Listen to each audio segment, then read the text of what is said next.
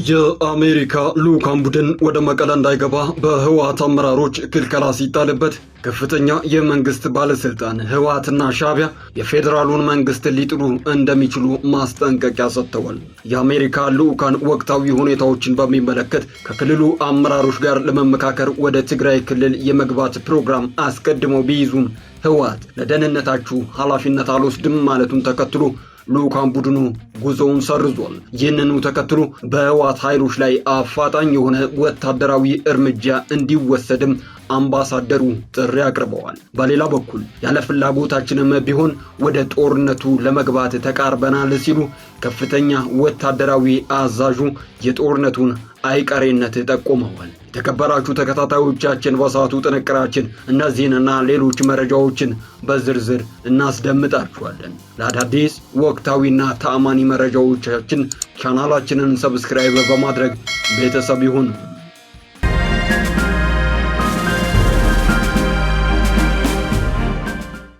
ቀዳሚ ወዳደረግነው መረጃችን ስናልፍ የአሜሪካው አምባሳደር የመቀለ ጉዞ ተሰርዟል። በኢትዮጵያ የአሜሪካ አምባሳደር ኤርቬን ማሲንጋ በዛሬው ዕለት ወደ መቀለ ሊያደርጉት የነበረው ጉዞ መሰረዙ ተረጋግጧል። ይህም በእጅጉ መነጋገሪያ ጉዳይ ሆኗል። ህወሓት የጸጥታ ኃላፊነት አልወስድም በማለቱ መሰረዙም ታውቋል። በኤርቬን ማሲንጋ የሚመራው የአሜሪካ ዲፕሎማቶች ልዑካን ቡድን ለሐሙስ ሰኔ 18 ቀን የነበረውን የጉዞ መርሃ ግብር ወደ ዛሬ አርብ ሰኔ 19 ቀን 2018 ዓ.ም መዘዋወሩ የተገለጸ ቢሆንም የዛሬው ቀጠሮም ይህንን መረጃ እስካጠናቀርንበት ሰዓት ድረስ ተግባራዊ መሆን ሳይችል ቀርቷል። የአምባሳደሩ የዛሬው ጉዞ የተሰረዘው ህወሓት የጸጥታ ኃላፊነት አልወስድም በማለቱ እንደሆነ ለጉዳዩ ቅርበት ያላቸው ምንጮች ገልጸውልናል። እነዚህ የቅርብ ምንጮች እንደሚሉት ከሆነ የዶክተር ደብረጽዮን ገብረ ሚካኤል ቡድን አምባሳደሩ ከሌተናል ጄኔራል ታደሰ ወረደ ጋር ለመገናኘት የያዙትን መርሃ ግብር የጸጥታ ኃላፊነት አልወስድም በሚል ምክንያት አልተቀበላቸውም ይላሉ። ይህ የተደረገበት ዋነኛ ምክንያትም ደግሞ አምባሳደሩ ፕሬዚዳንቱ ተብሎ ከሚጠራው ከሌተናል ጄኔራል ታደሰ ወረደ ጋር ከተገናኙ የቅቡልነት ወይንም የሌጂቲሜሲ ጥያቄ እንዳይነሳ ለማድረግ ያለመ መሆኑንም ጠቁመዋል። ይህ የአሜሪካው አምባሳደር ኤርቬን ማሲንጋ ወደ መቀለ ሊያደርጉት የነበረው ጉዞ ለምን ተሰረዘ ለሚለው የብዙዎች ጥያቄ ምላሽ የሚሰጥ አስተያየት ሆኖም ቀርቧል። አምባሳደር ኤርቬን ማሲንጋ በትግራይ ክልል እየተባባሰ የመጣውን ውጥረትን ማርገብና ዳግም ግጭት እንዳይከሰት ለማድረግ ከሚመለከታቸው አካላት ጋር ለመወያየት በተደጋጋሚ ቀጠሮ ይዘው የነበረ ቢሆንም ለዛሬ አርብ ተይዞ የነበረውም ጨምሮ ጉዞ ሳይሳካ ቀርቷል። ለጉዞው መሰረዝ እንደ ምክንያት የቀረቡት አንደኛው በህወሓት በኩል የሚፈለገው የውክልና ዕውቅና ሲሆን ሁለተኛው ደግሞ የፌዴራል መንግስት ያወጣው የውጭ ጉዳይ መመሪያ ነው። አምባሳደር ኤርቬን ወደ መቀለ ሲጓዙ ለማግኘት አቅደው የነበረው በፌዴራል መንግስቱ ስልጣናቸው የተራዘመውን ሌፍተናል ጄኔራል ታደሰ ወረደን እንደ ክልሉ ጊዜያዊ ፕሬዚዳንት እንዲሁም ዶክተር ደብረጽዮን ገብረ ሚካኤልን ደግሞ እንደ ህወሓት ሊቀመንበርነት ነበር። ይህ የሆነው አምባሳደሩ የውጭ ጉዳይ ሚኒስቴር ከዓመታት በፊት ያወጣውን መመሪያ ለመከተል በመፈለጋቸው ነው። መመሪያው አምባሳደራችን የዲፕሎማቲክ ማህበረሰቡ አባላት ያለ ቅድመ ማሳወቂያ ወደ ክልሎች እንዳይጓዙና ከክልል አመራሮች ጋር እንዳይገናኙ የሚከለክል ነው። በዚህ መሰረት አምባሳደር ኤርቬን ማሲንጋ ዶክተር ደብረጽዮንን እንደ ህወሓት ሊቀመንበር፣ ጄኔራል ታደሰ ወረደን ደግሞ እንደ ጊዜያዊ አስተዳደሩ ኃላፊ ለማግኘት ፍላጎት እንዳላቸው ያሳወቁ ቢሆንም በአሁኑ ወቅት የክልሉን አስተዳደር በኃይል ተቆጣጥሮ የሚገኘው በዶክተር ደብረጽዮን ገብረ ሚካኤል የሚመራው አካል ግን እንደ ህወሓት ሊቀመንበር ሳይሆን እንደ ክልሉ መንግስት ለመወያየት በመፈለጉና አምባሳደሩ ከጄኔራል ታደሰ ወረደ ጋር እንዲገናኙ ባለመፍቀዱ ምክንያት ጉዞ ሳይሳካ ቀርቷል።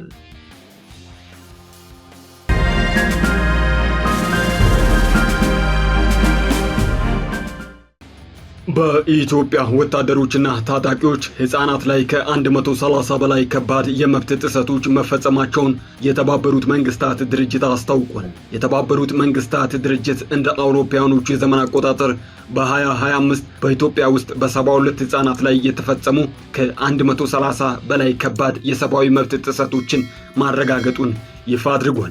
በሪፖርቱ መሰረት ጉዳት ከደረሰባቸው ህፃናት መካከል 42ቱ ወንዶች፣ 18ቱ ሴቶች ሲሆኑ ቀሪዎቹን መለየት አልቻልኩም ብሏል። ድርጅቱ አክሎም የህፃናት እገታ፣ የጤና ተቋማትና የትምህርት ቤቶች ጥቃት አሳሳቢ መሆኑንም አስጠንቅቋል። በተጨማሪም የሰብአዊ ረድኤት ለሚያስፈልጋቸው ለመድረስ በተሞከረበት ወቅትም ክልከላ እንደነበር አንስቷል። ባለፈው ሳምንት ይፋ የተደረገው ይኸው ሪፖርት እንደሚያሳየው ከሆነ በአጠቃላይ 45 ህፃናት ሲገደሉ 22ቱ ደግሞ የአካል ጉዳት ደርሶባቸዋል። ለዚህም የሀገሪቱ መከላከያ ሰራዊት 24፣ የትግራይ ፖሊስ 4፣ የኦሮሞ ነጻነት ጦር 1 እንዲሁም 16 ህፃናት ደግሞ ማንነታቸው ባልታወቁ ታጣቂዎች ጥቃት እንደተፈጸመባቸው አመላክቷል። ለድርጊቱም ተጠያቂ መሆናቸውን ገልጿል። እንደ ሪፖርቱ መረጃ ከሆነ በቀጥታ ጥቃት የተፈጸመባቸው 30 ናቸው። 10ሩ ደግሞ ፍንዳታ ባስከተሉ ቁሳቁሶች እንዲሁም 5 ህፃናት ደግሞ ጉዳት የደረሰባቸው በተኩስ ልውውጥ ምክንያት መሆኑንም እወቁልኝ ብሏል። የተባበሩት መንግስታት በ7 ሴት ህፃናት ላይ የጾታ ጥቃት መፈጸሙን አረጋግጫለሁ ያለ ሲሆን ከነዚህም ውስጥ በሁለቱ ላይ የደረሰው ጥቃት የፈጸመው የኤርትራ መከላከያ ሰራዊት መሆኑን ገልጿል። ከዚህም በተጨማሪ በ19 በትምህርት ቤቶችና በ14 ሆስፒታሎች ላይ በአጠቃላይ 33 ጥቃቶች ተፈጽመዋል ሲል በሪፖርቱ ላይ አስፍሯል። ይህም በትምህርት ቤቶች ውስጥ ጥበቃ ሊደረግላቸው የሚገቡ ከ60 በላይ መምህራንን ያካተተ ሲሆን ጥቃቶቹ የተፈጸሙት ማንነታቸው አልታወቁም በተባሉ አካላት ነው። ድርጅቱ በህፃናት ላይ እገታ መፈጸሙን በሪፖርቱ ያመላከተ ሲሆን ከ8 ወር እስከ 15 ዓመት ዕድሜ ያላቸው 20 ህፃናት ማንነታቸው ባልታወቁ አካላት ታግተዋል ሲልም አስታውቋል። አክሎም እርዳታ ለሚያስፈልጋቸው ሰዎች ሰብአዊ ረድኤት እንዳይደርሳቸው 25 ጊዜ የክልከላ ክስተቶች መመዝገባቸውንም ገልጾ ከልካዮቹ ግን ማንነታቸው ያልታወቁ አካላት የተፈጸመ ነው ሲልም ገልጾታል።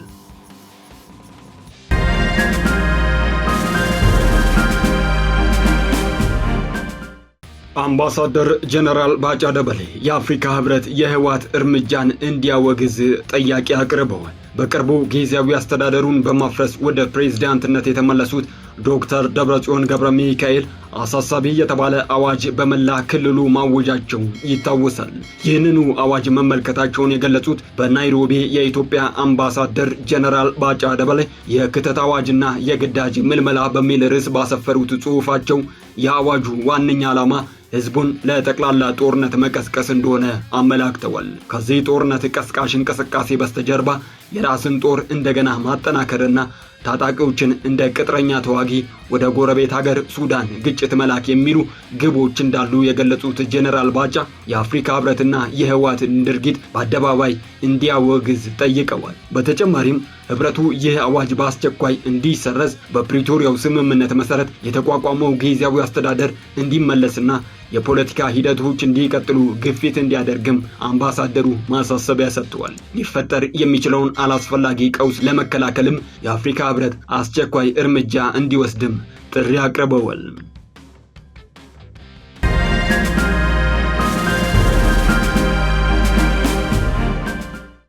በመጨረሻም የኤርትራ ሀገርነት ፈተና ውስጥ ወድቋል ያሉት አቶ ጌታቸው ረዳ ህወሓትና ሻዕቢያ የፌዴራሉን መንግስት ለመጣል ቁርጠኛ አቋም ላይ መሆናቸውን ይፋ አድርገዋል። የጠቅላይ ሚኒስትሩ የምስራቅ አፍሪካ ጉዳዮች አማካሪ አቶ ጌታቸው ረዳ ትናንት በተካሄደው ዓመታዊ የብሔራዊ ደህንነት ኮንፈረንስ ላይ ባቀረቡት ማብራሪያ አነጋጋሪ ሐሳቦችን ሰንዝረዋል። ጌታቸው ረዳ የኤርትራ ሀገርነት ጥያቄ ውስጥ መግባቱንና አሰብን ማቆየት የሚችሉበትን መሰረት መመናመኑን ገልጸዋል። ጌታቸው ረዳ በማብራሪያቸው በኢሳያስ አፈወርቂ ግለሰባዊ አገዛዝ ላይ የተመሰረተው የኤርትራ ሀገርነት የመክሰም አደጋ ከፊት ለፊቱ እንደተደቀነበት ተናግረዋል። ጌታቸው የኤርትራ ሀገርነት ፈተና ውስጥ ወድቋል፣ ኤርትራ ውስጥ ያሉት የዕድሜ ባለጸጋ ብቻ ናቸው ብለዋል። በአሁኑ ወቅት ኤርትራ ውስጥ ያለው አፋር ከ100 ሺህ በላይ አይበልጥም ያሉት ጌታቸው የጎሳ መሪዎቹ ያሉት ኢትዮጵያ ውስጥ ነውም ብለዋል። በአንድ ወይንም በሌላ መንገድ አሰብን ማቆየት የሚያስችል ወታደራዊ፣ ዲፕሎማሲያዊም፣ ታሪካዊም፣ ዴሞግራፊያዊም መሰረት የለውም ብለዋል። በሌላ በኩል ደግሞ የኢትዮጵያ መንግስት ከስልጣን መወገድ ከኤርትራ ጋር የተገናኘ ነው ሲሉም አቶ ጌታቸው ረዳ አስተያየታቸውን ሰጥተዋል። የጠቅላይ ሚኒስትር ዶክተር አብይ አህመድ የአፍሪካ ቀንድ ጉዳዮች አማካሪ አቶ ጌታቸው ረዳ እንደ ደህንነት ስጋት ኤርትራ ልታመጣ የምትችለውን ስጋት በተመለከተ ገለጻ ሲሰጡ ከአፄ ኃይለ ሥላሴ ዘመነ መንግስት አንስቶ ያሉ መንግስታት የኤርትራ ጉዳይ የፈቱበትን መንገድ አስመልክቶ ሰፊ ትንተና ሰጥተውበታል።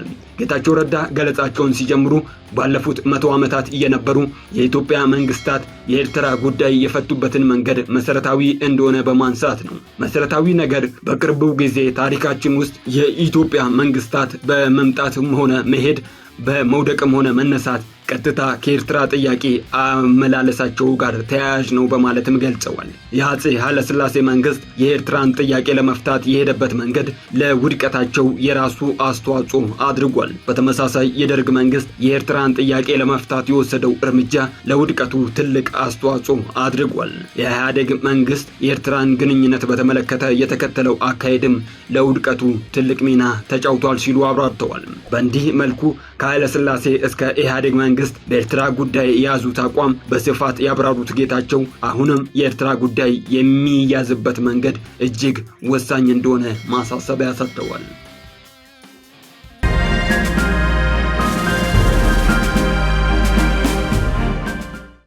ክቡራን ተከታታዮቻችን የሳቱ መረጃዎች በዚሁ አበቃን። ለአዳዲስ ወቅታዊ እንዲሁም ታማኒ መረጃዎች ቻናላችንን ሰብስክራይብ በማድረግ ቤተሰብ ይሁኑ።